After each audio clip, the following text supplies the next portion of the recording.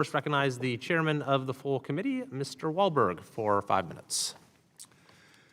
Thank you for your kindness on that, Mr. Chairman, and thank you to the witnesses for being here. As a parent who gave life to 3 children, and as a grandparent who saw my kids give life to 7 grandchildren, I appreciate the fact that we're talking about this issue. Because frankly, it involves the very survival of the family itself and the primacy of parental responsibility, let alone rights. Not one school board member gave life to my 3 kids. And in a time when we are about to see a rapid increase of lawsuits coming from transgendered young people who have finally seen they were lied to,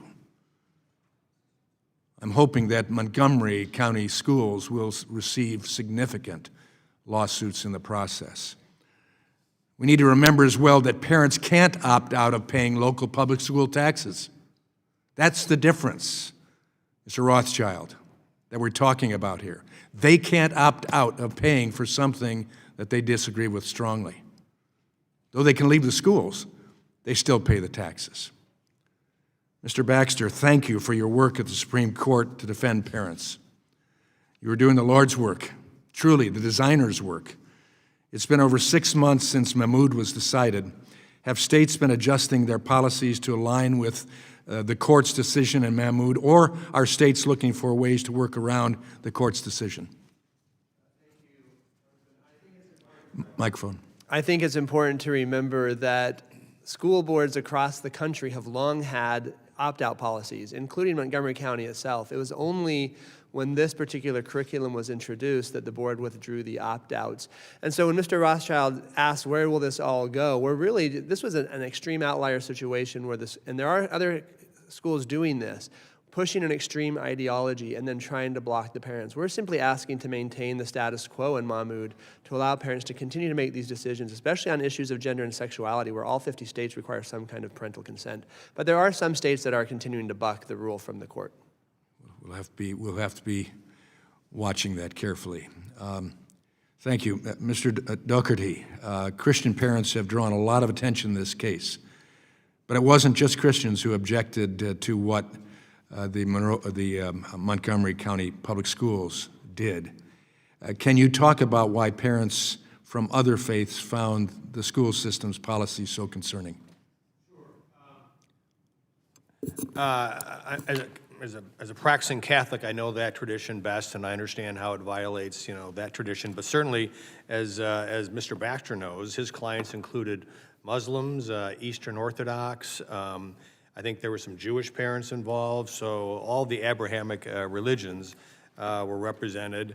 And I think, just you look to, scripture and things like that show that these types of lessons that were being taught by this storybook series violate that. And again, as we talked about, some parents who were completely secular, not religious, they too objected, thinking that, my child, and this started like with pre-K, and then kindergarten up to fifth grade, I should say, that no children should be exposed to this kind of stuff at that young age.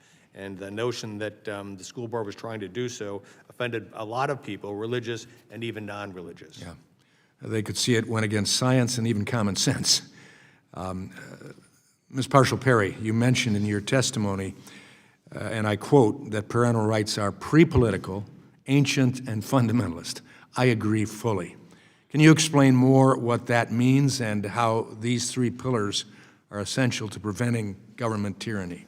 Absolutely. These are connections that are rooted in biology, the very nature of the parent-child relationships, which predates not only government, but the Constitution itself. In fact, some of the earliest writings that we see are from the 13th century in Thomas Aquinas' Summa Theologica, in which he wrote about the nature of the parent-child relationship and how it is fundamental. It is that basic building block of all civilized societies, and it is something on which the Supreme Court first weighed in 1923 in Meyer versus Nebraska, recognizing that this was a right that simply had to be found somewhere in the Constitution because we knew it had always existed from time immemorial. we lose our country if these fundamental principles are broken down, starting with the family and the parents in controlling their children for the best interests of our country. Thank you so much. I yield back, Mr. Chairman.